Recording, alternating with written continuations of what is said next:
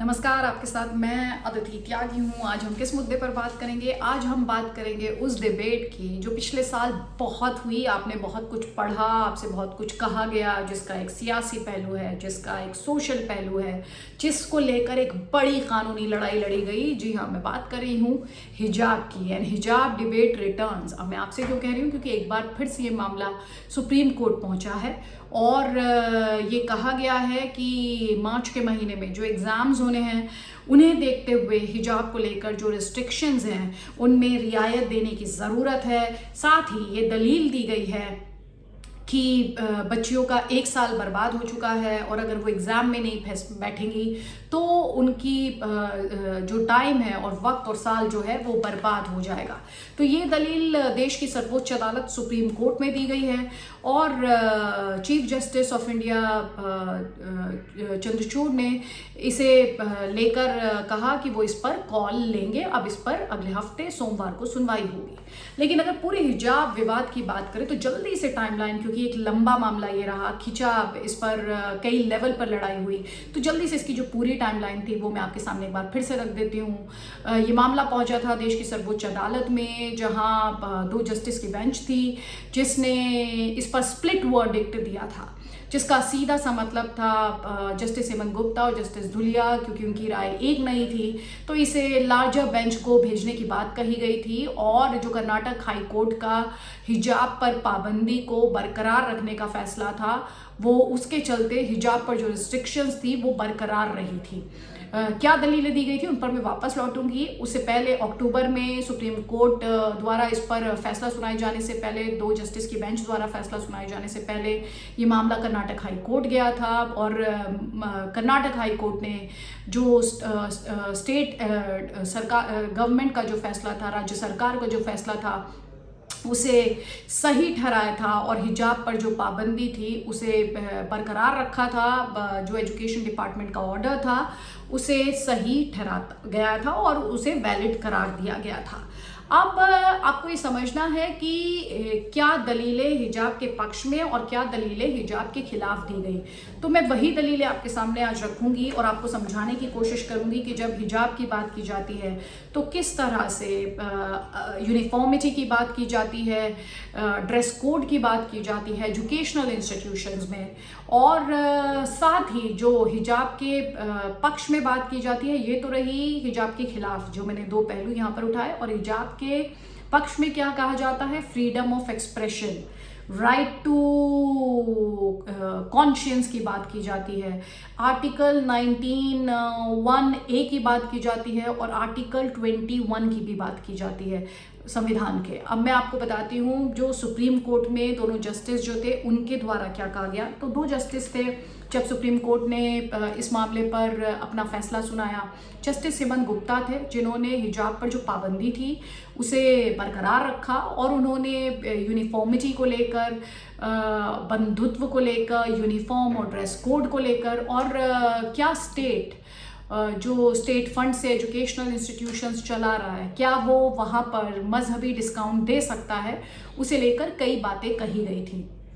मसलन यूनिफॉर्म का जो पूरा कॉन्सेप्ट है एजुकेशनल इंस्टीट्यूशंस में, उनके द्वारा इस बात को एम्फेसाइज और रिट्रेट किया गया कि यूनिफॉर्म का मकसद ही होता है बच्चों में समरूपता लाना, बच्चों में एक सेंस ऑफ यूनिफॉर्मिटी क्रिएट करना कि हम सब एक हैं, हम एक जैसे हैं। और साथ ही यूनिफॉर्म के पीछे एक और मकसद जो होता है वो होता है किसी तरह का भेदभाव नहीं करना, चाहे वो अमीरी गरीबी से जुड़ा हुआ हो, चाहे वो किसी मजहब या जाति से जुड़ा हुआ हो, किसी भी भेदभाव को ख़त्म करने के लिए यूनिफॉर्म का ये कॉन्सेप्ट है। इसके अलावा जस्टिस हेमंत गुप्ता द्वारा फ्रेटर्निटी की बात कही गई थी, बंधुत्व की बात की गई थी, उस वैल्यू की बात की गई थी, आइडियल गोल की बात की गई थी जो कि कॉन्स्टिट्यूशन में मेंशन्ड है। उन्होंने कहा था कि आप जब डिफरेंसेस को प्रमोट करते हैं तो इसे सही नहीं माना जा सकता है। इसे आपको फ्रेटर्निटी के लिए एक यूनिफॉर्मिटी को उन्होंने सही ठहराया था। उन्होंने ये भी कहा था ये जो राइट टू एजुकेशन की दुहाई दी जा रही थी उस पर उनके द्वारा जो ऑब्जर्वेशन दी गई थी, उनके द्वारा ये कहा गया था कि स्कूल कॉलेजेस ना जाना ये बच्चों ने चुना है, स्टेट ने उन्हें मना नहीं किया है कि आप नहीं आ सकते, लेकिन स्टूडेंट्स ने ये डिसीजन लिया है, ये एक वॉलेंटरी डिसीजन है, ये स्वेच्छा से लिया गया डिसीजन है कि अगर हिजाब नहीं पहनने दिया जाएगा तो हम एजुकेशनल इंस्टीट्यूशंस में नहीं जाएंगे। ये छात्राओं का डिसीजन है, तो इसे राइट टू एजुकेशन में दखलंदाजी या उससे वंचित करने के साथ जोड़कर नहीं देखा जा सकता है। अब मैं आपसे बात करती हूँ जस्टिस धुलिया ने क्या कहा था। जस्टिस धुलिया की तरफ से ये कहा गया कि ये आर्टिकल 19(1)(a) और आर्टिकल 21 से जुड़ा है। अब आर्टिकल 19(1)(a) क्या कहता है? आर्टिकल 19(1)(a) कहता है फ्रीडम ऑफ एक्सप्रेशन, और आर्टिकल 21(1) क्या कहता है? वो कहता है राइट टू प्रिवेसी यानी निजता का अधिकार और डिग्निटी का अधिकार, जो कि आर्टिकल 21 में अनुच्छेद 21 में गारंटीड है।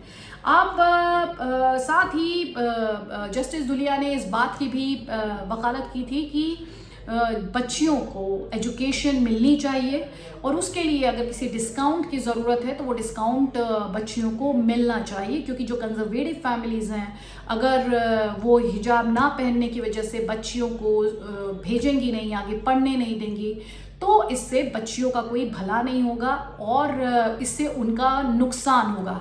तो ये वो स्प्लिट वर्डिक्ट था जिसके बारे में मैं आपको बता रही हूँ कि कैसे जस्टिस धुलिया और जस्टिस हेमंत गुप्ता इनकी राय बटी हुई थी। और एक और बहुत इंपॉर्टेंट पॉइंट जो जस्टिस हेमंत गुप्ता ने उठाया था और जो कि पब्लिक डिस्कोर्स का भी हिस्सा रहा, जस्टिस हेमंत गुप्ता ने ये भी कहा था कि जो ये right to freedom of conscience है, जिसका जिक्र अभी मैंने आपके सामने किया, जिसकी दुहाई दी गई जो पेटिशनर्स थे उनके द्वारा कोर्ट में, तो जस्टिस हेमंत गुप्ता ने एक और बात जो बहुत इम्पॉर्टेंट उठाई थी, फ्रेटर्निटी से जुड़ी हुई थी, यूनिफॉर्म से जुड़ी हुई थी और डिसिप्लिन से भी जुड़ी हुई थी कि बच्चों में, छात्रों में अगर आप डिसिप्लिन, अनुशासन इनकलकेट नहीं करेंगे तो फिर आप क्या करेंगे। तो ये बातें जस्टिस हेमंत गुप्ता द्वारा कही गई, और उन्होंने ये कहा कि अगर ड्रेस कोड आता है, अगर यूनिफॉर्म आती है तो उससे वननेस यानी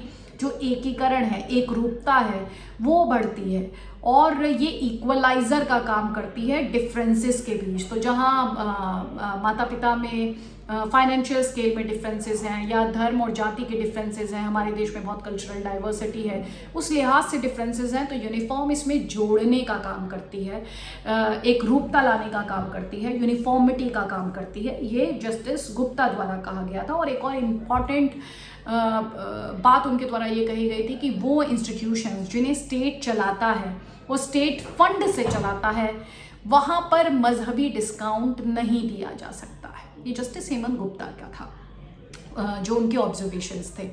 अब मैं आपको बताती हूँ ये जो दो जजेस की बेंच का ऑर्डर आया सुप्रीम कोर्ट में, जो कि स्प्लिट वर्डिक्ट रहा, और मैंने बताया आपको कि कैसे जस्टिस धुलिया और जस्टिस गुप्ता की सोच अलग थी।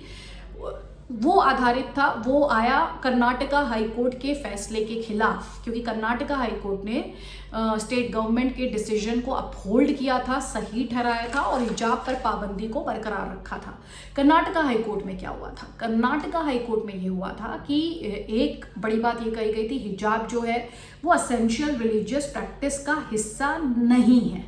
यानी जो आर्टिकल 25 है, अनुच्छेद 25 है संविधान का, उसके तहत क्योंकि हिजाब एसेंशियल रिलीजियस प्रैक्टिस का हिस्सा नहीं है, इसलिए उसके तहत अनुच्छेद 25 के तहत इसे प्रोटेक्ट नहीं किया जा सकता है, हिजाब को प्रोटेक्ट नहीं किया जा सकता। एसेंशियल रिलीजियस प्रैक्टिस की जो दुहाई दी जा रही थी, दलील दी जा रही थी पिटिशनर्स द्वारा, उसको लेकर कर्नाटका हाईकोर्ट द्वारा ये कहा गया कि आर्टिकल 25 के तहत इसे प्रोटेक्शन नहीं दी जा सकती, इस दलील को सही नहीं माना जा सकता।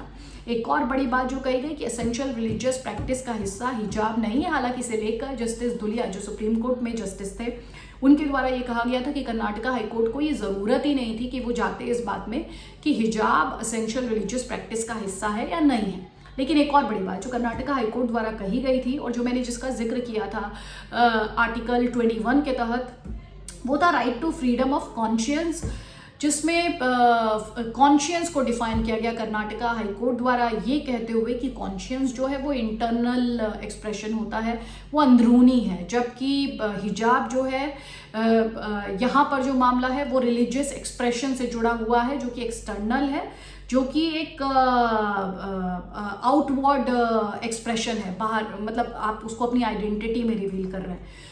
तो यहाँ पर जो ये पूरी बहस हुई उसमें देश के सेक्युलरिज्म की बात हुई, जिसमें इस बात को भी कई लेवल्स पर उठाया गया कि सेक्युलरिज्म का मतलब ये तो है कि स्टेट हर रिलीजन को प्रैक्टिस करने की और साथ ही हर रिलीजन को समानता से देखेगी, एक नज़र से देखेगी। इस सेक्युलरिज्म का मतलब ये भी है कि किसी भी रिलीजन को प्रेफरेंस नहीं मिलेगी, किसी भी रिलीजन को उस धर्म के आधार पर डिस्काउंट नहीं मिलेगा, रिलैक्सेशंस नहीं मिलेंगे, कंसेशंस नहीं मिलेंगे। तो यूनिफॉर्म का जो पूरा प्रिंसिपल है इस स्कूल्स में, इस एजुकेशनल इंस्टीट्यूशंस में सेक्युलरिज्म की बात हिजाब से जुड़ी हुई इस डिबेट में की गई, और साथ ही डिसिप्लिन की बात भी की गई। और जो संविधान का आर्टिकल 19 है और संविधान का आर्टिकल 21 है उसकी बात की जाती है, तो आर्टिकल 14 की भी बात की गई, जिसमें राइट टू इक्वालिटी है और देश का कॉन्स्टिट्यूशन अपने जो नागरिक हैं उनमें किसी भी तरीके का भेदभाव नहीं करता है। अतिथि त्यागी के भी उतने ही राइट्स हैं जितने कि किसी दूसरे मजहब के व्यक्ति के होंगे। तो राइट टू इक्वालिटी आर्टिकल 14 के सामने ये जो दूसरे आर्टिकल्स हैं वो कहाँ ठहरते हैं, उसे लेकर भी काफ़ी कुछ क्लैरिटी ये जो जजमेंट्स आए उनमें मिली।